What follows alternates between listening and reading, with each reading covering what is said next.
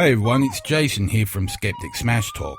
Thanks for downloading this shortened midweek version of the podcast. These short recordings are either breaking or evolving stories, or stories that didn't fit into the main weekly show.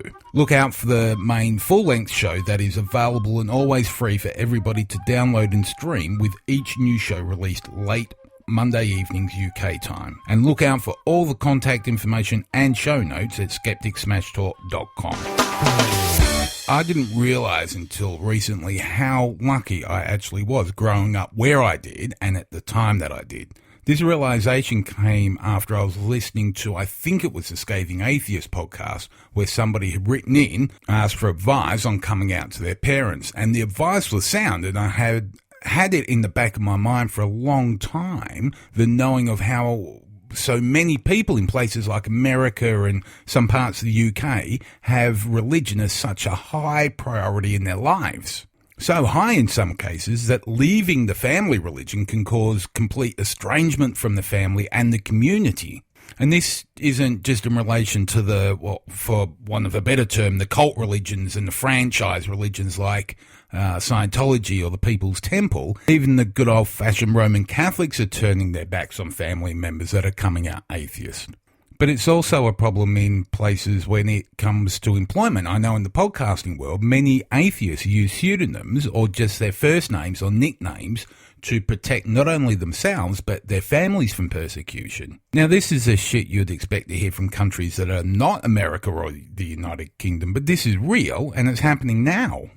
So a poll conducted by Pew Research shows Americans would rather have a president that is either in their 70s or openly gay or had never held a public office than one that was an atheist. And there was another poll by Pew that suggested that the respondents in the US regarded atheists as less trustworthy than rapists. And by now, most of you would have heard pretty much all you really want to hear about the leaked, or to be pedantic, the stolen then leaked emails from the Democratic National Committee, where they had discussed outing Bernie Sanders as an atheist as a means to discredit him and push him out of the race.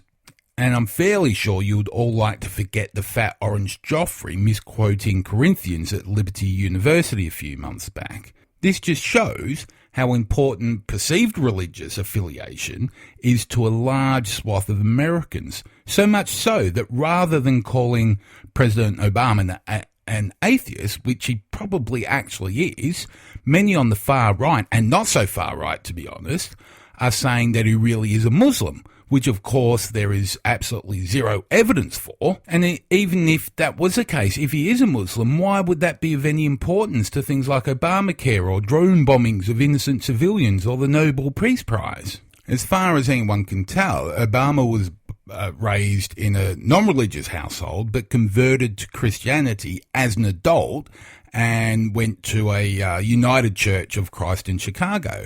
He ended up leaving that particular congregation in 2008 after there was some controversial statements by the church's senior pastor, and that obviously gained a bit of press attention. Now, Obama calls himself a Christian, but he's not a regular churchgoer. And for the record, I don't actually care if he is or isn't religious, but pretending to appease the masses is wrong in my book, and it's actually wrong in God's book as well. And looking around the rest of the world, well, as far as its leaders are concerned, from what I can tell, there has not been an atheist UK Prime Minister since Clement Attlee. And if you don't remember him, he was the chappie that kept the seat warm for Winston Churchill in between his two stints as PM. But either side of that, as backwards and forwards as I can go, the British Prime Minister has always had religious affiliation. The UK also has 16 bishops sitting in the upper house, the House of Lords, so that kind of speaks volumes in and of itself. But in Australia, apart from the last three Prime Ministers, since World War II, nearly every Australian Prime Minister was atheist or agnostic. And at the moment, the leaders of countries like France and Greece and Croatia and New Zealand, the Czech Republic, just to name a few, are either atheist or agnostic. So it's confusing well, confusing to me as to why a nation that has in its constitution the requirement for separation of church and state has an obsession with the religion, or the lack thereof, of its leaders and citizens, and I struggle to understand why.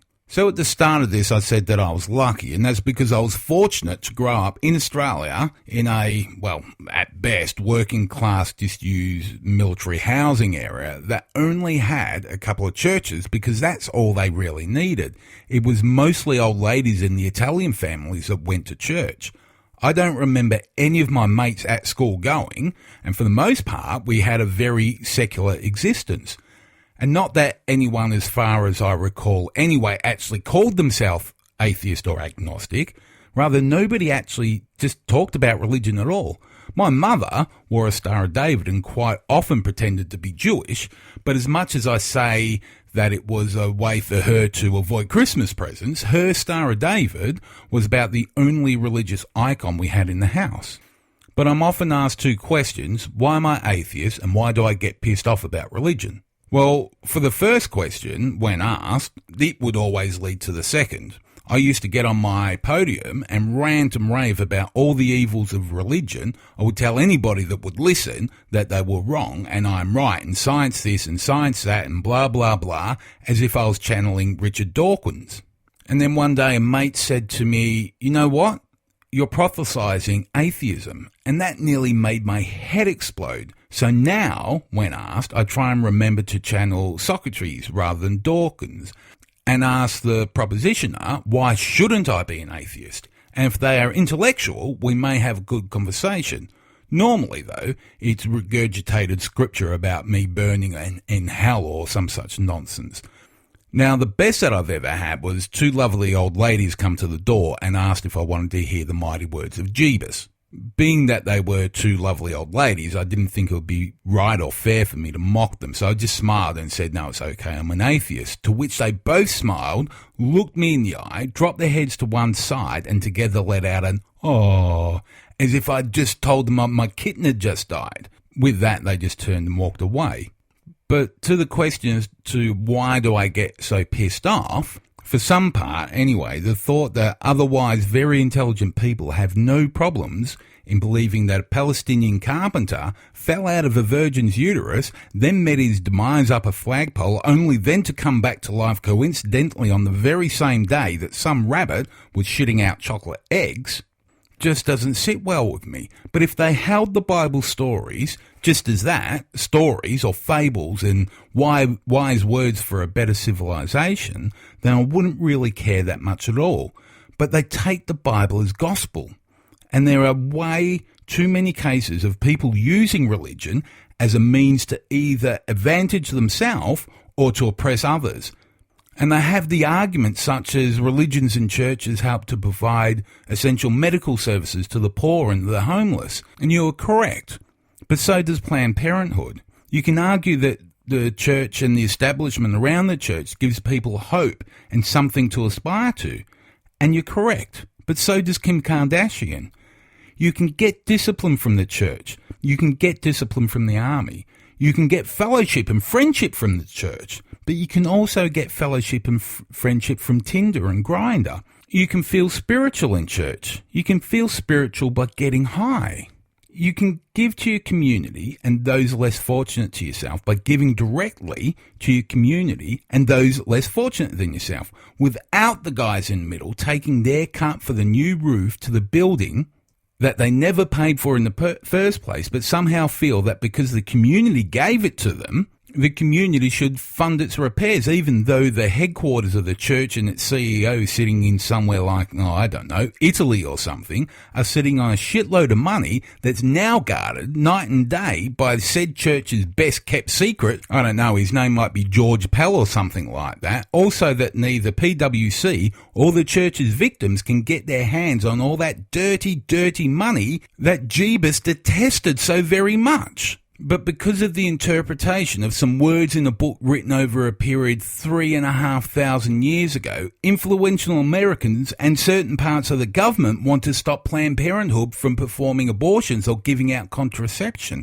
The same book that tells us that the smallest thing in the universe is a mustard seed. The book also tells us not to worship false idols like Kim Kardashian, but it also tells us that both a snake and a donkey could talk to humans. And I don't mean in Shrek, I mean actual humans. And you can't join the army because according to Matthew, all who take the sword will perish by it, unless you're the Lord. If that's the case, you get to kill all the baby boys if they are the firstborn in Egypt. And I can go on, and it's not just the Popophiles.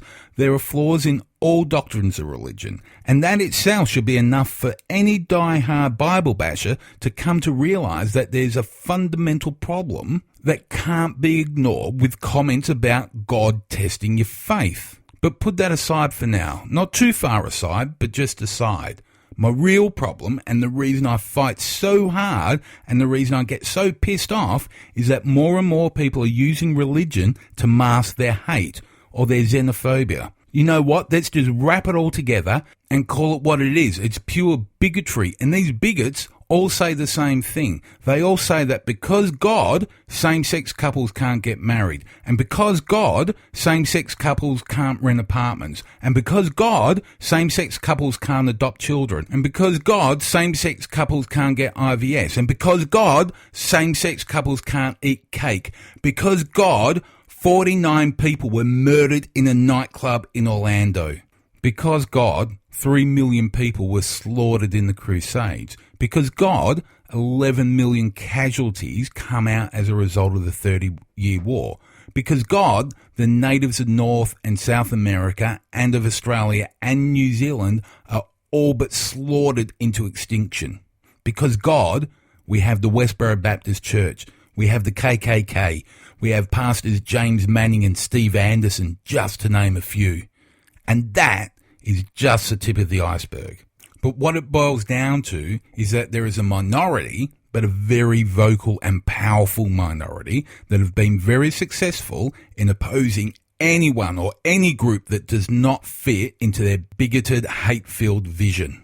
And in America, and to some extent in the United Kingdom, these people are influencing, if not dictating laws that according to both constitutions are not legal. But as far as I'm concerned, the historical atrocities and bigotry are not the worst part of religion. 8 years ago, the first black man was elected president of the United States of America. This week we heard his wife talk about her and her kids playing on the White House lawn, the lawn that was built by black slaves. On Wednesday, the first woman candidate for president of the United States was named. Given the circumstances, America has come a very, very long way.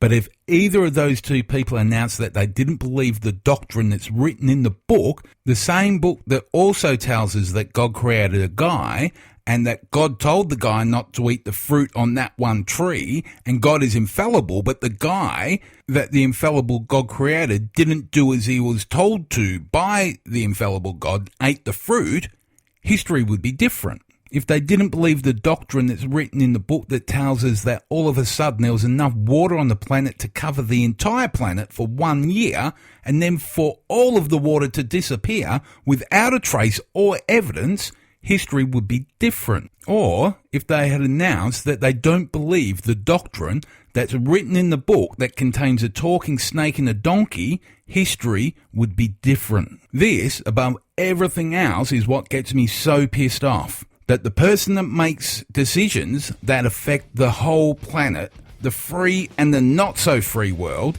is selected based on their belief or otherwise of a talking donkey.